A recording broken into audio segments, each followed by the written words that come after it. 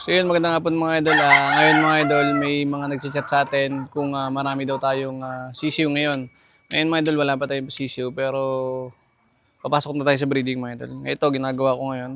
Pangalan, sweater to sweater. Golden boy sa sweater. Tapos, bulig sa sweater mga idol. Lalagyan ko tong ito, bulig to. Lalagyan ko sa dito. Ayan mga idol. Para hindi tayo malito. Tapos, tulad nito meron na. Ayan. Sweater sa sweater, bulig sa sweater. Tapos ito, sweater, ito yung lalaki, sweater yan. Tapos ito golden boy. Ito yan. Yan, golden boy sa sweater. Golden boy siya. Tapos ito sweater. Papakita ko sa inyo yung sample, no, ng sweater natin na gagamitin. Ito pullets to. Kukross natin to sa sa bulik. Dahil yung bulik natin medium station. Ito matangkad, tapos maganda hipo, bilog. Para to sa bulik sweater natin. Ngayon lalagyan natin ng pangalan. Yan. So para hindi tayo malito, no.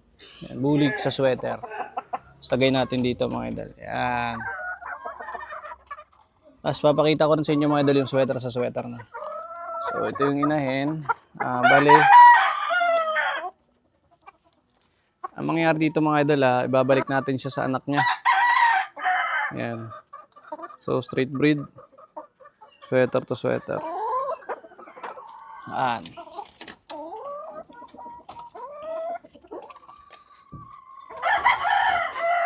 Tapos meron din tayong bulig si sweater ulit, pero hen naman to.